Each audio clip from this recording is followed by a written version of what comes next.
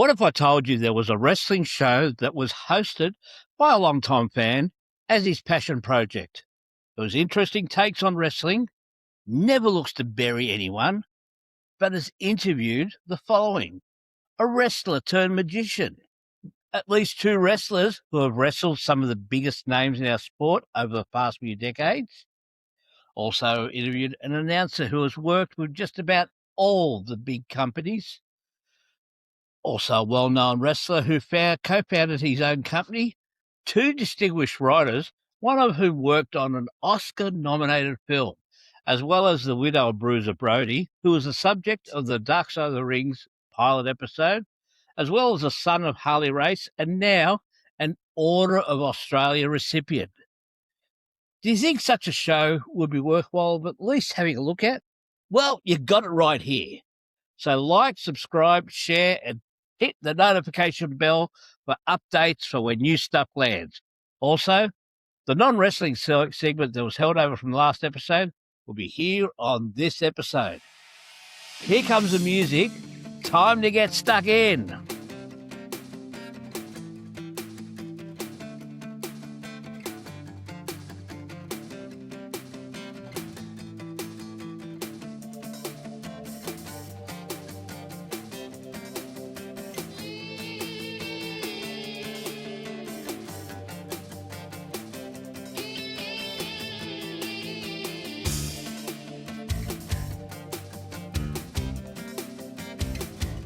G'day, wrestling mates. I'm Southern Joe, your wrestling mate from down under, and this is episode 62 of You See Kayfabe. As always, thank you to those who have given this show a go. Remember, please like, subscribe, and hit the notification bell so you keep up to date with the latest content. As this show gets recorded, it's Australia Day here in the land down under. January 26 represents a day that has become somewhat divisive in our country. Australia Day marks the anniversary of the first fleet from Britain landing on the shores of what is now known as Botany Bay in Sydney, and the planting of the Union Jack flag by Captain Arthur Phillip. There's a growing debate about getting the date changed, as Indigenous people, who, by the way, are the oldest continuous culture on Earth, see this day as Invasion Day. Either way, I would like to see unity for all our peoples, no matter how they got here to the wonderful land of Australia.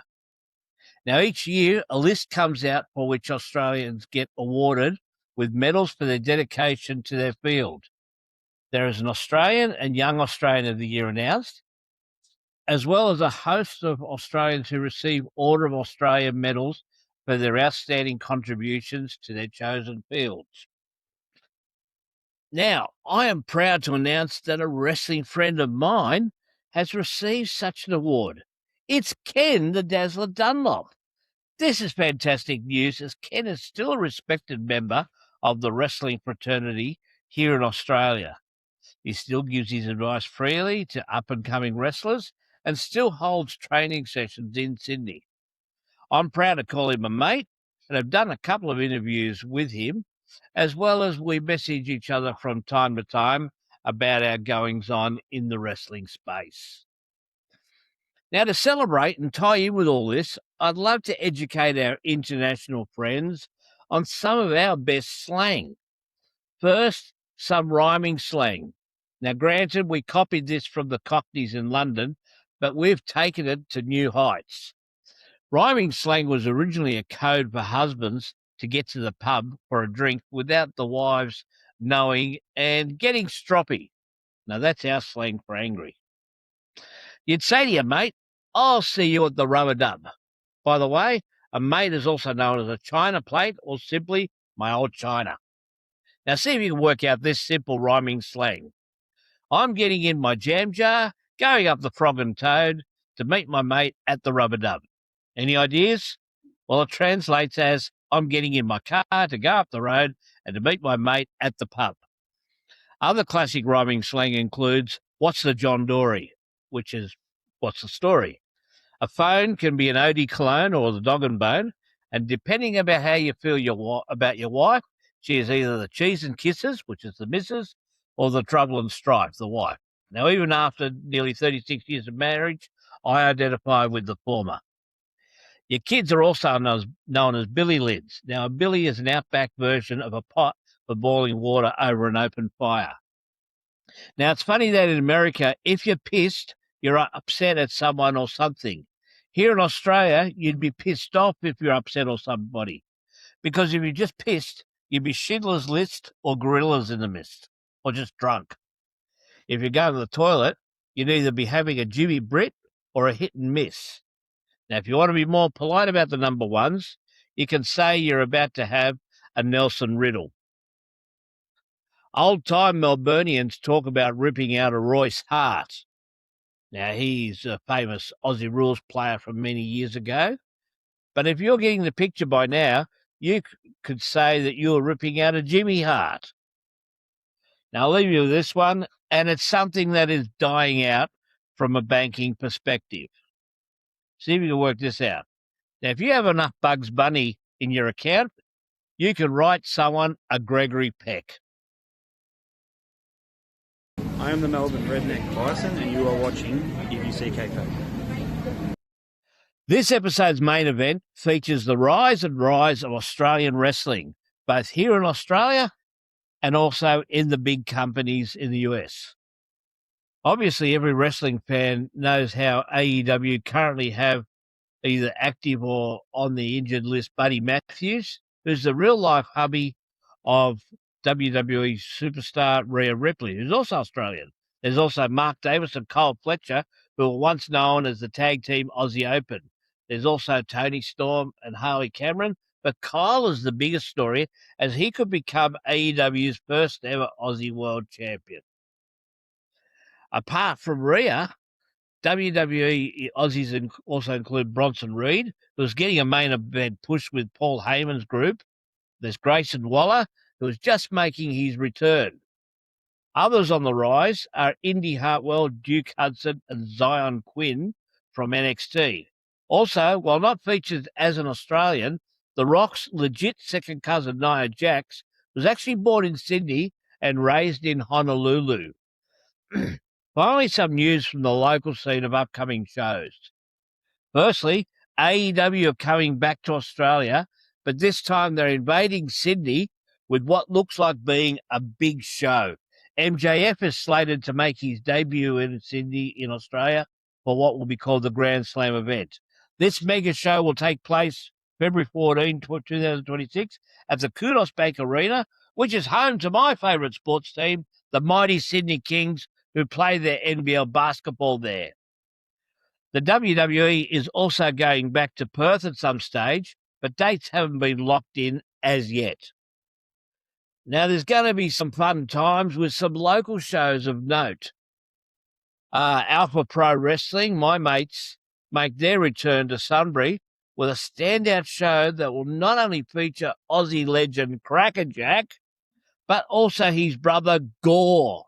Also, as I researched this, Mad Dog is also on this card. There'll be also a host of kick-ass matches, both on the Purpose evening show as well as the free Energy 23 matinee. Energy 23 kicks off at noon, and Purpose will start at 7 p.m.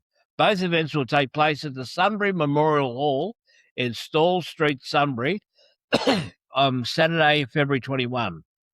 Now, there'll be two shows on Friday, February 27. One that is close to home, but I won't be able to make it. It is the family-friendly wrestling show at Bar 8 in Greensborough. Interestingly, Bar 8 and the neighbouring bowling alley were actually used for filming scenes for the movie John Cena was in with Zac Efron, Ricky Stenicki. Now, this show is like 20 minutes from my place, but maybe I'll catch the next show there, because on the same night, at double the minutes away, will be Battle Championship Wrestling's BCW 68. This event will be at the Whitehorse Function and Convention Centre at 298 to 336 Burwood Highway, Burwood East. It also starts at 7 p.m. But the reason why this event is very, very special, it's our last chance to ever see this man live. RVD, the whole effing show. By hook or by crook, I'm going to be there. I'm trying to get permissions to film content, so we'll see how that goes. Now, that'll do for now, but I want to say this again. That if I told you there was a wrestling show that was hosted by a longtime fan as a passion project, who has interviewed a wrestler turned magician, also at least 2 wrestlers who have wrestled some of the biggest names in our sport over the past few decades, an announcer who has worked with just about all the big companies, a well-known wrestler who co-founded his own company, 2 distinguished writers, one of whom worked on an Oscar-nominated film, The Wrestler, as well as the widow of Bruiser Brody, who was the subject of the Dark Side of the Ring's pilot episode, and the son of Hardy the Race, and now an Order of Australia recipient. Do you think such a show would be worthwhile having a look at? Well, you've got it right here, and it's been an amazing ride so far. But while you're here, also take a look at some other videos, and there's shorts to be had as well. It's been a wild ride, but I look forward to even more wild rides and reaching my next level.